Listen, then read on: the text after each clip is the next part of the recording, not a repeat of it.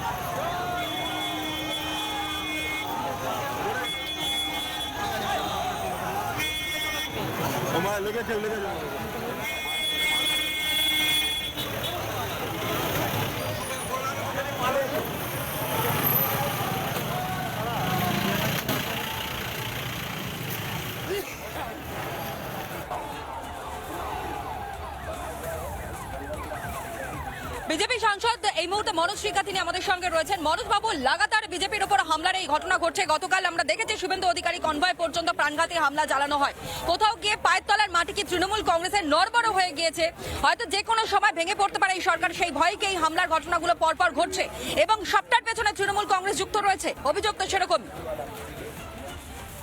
একদম একদম ঠিক। তৃণমূল কংগ্রেস বুঝতে পেরেছে যে তাদের পায়ের তলা থেকে মাটি সরে গেছে, মানুষ তাদের পাশে নেই, মানুষ তাদের পাশ থেকে মানে সরে গেছে, তাই তারা এই ধরনের ঘটনা বারবার ঘটিয়েছে। আমরা এর আগে দেখেছি আমাদের একাধিকবার আমাদের কেন্দ্রীয় নেতৃত্ব, রাজ্য নেতৃত্বের উপরে হামলা হয়েছে। ইতিমধ্যেই আপনারা জানেন যখন 5ই অক্টোবর বন্যা হয়েছিল সে সময় আমাদের একটি দল, সাংসদ এবং বিধায়কের দল নাগরা কাটাতে যাচ্ছিল, সে সময় কিভাবে আমাদের একজন ট্রাইবাল সাংসদের উপরে হামলা হয়েছিল, রক্তাক্ত হামলা হয়েছিল, আমাদের শঙ্কর ঘোষের উপরে হামলা হয়েছিল। তারপরে যখন আমাদের কুমারগ্রামের বিধায়ক মনোজ রাও যখন সাধারণ মানুষের জন্য ত্রাণ বিলি করতে গেছিল, তাকে ঘিরেও যেভাবে সেখানে তার উপরে হামলা করা হয়েছে, একাধিকবার এরকম ঘটনা পরে একের পর এক হয়ে চলেছে। গতকালকে যেভাবে আমাদের পশ্চিমবঙ্গের বিধানসভার বিরোধী দল নেতা তার উপরে যেভাবে পরিকল্পনা মাফিক টিএমসির গুন্ডারা যেভাবে হামলা করেছে, এটা কখনো কাম্য নয়।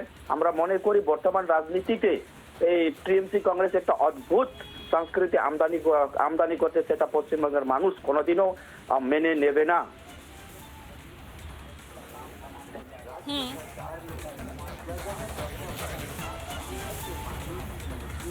একেবারে তাই, অনেক অনেক ধন্যবাদ জানাই। অদ্ভুত একটা সংস্কৃতি এই মুহূর্তে গোটা বাংলা জুড়ে চলছে এবং সবটাই চলছে জঙ্গলরাজ, অর্থাৎ জঙ্গলরাজের সঙ্গে তুলনা করতেও কিন্তু দেখা যাচ্ছে বিজেপিকে।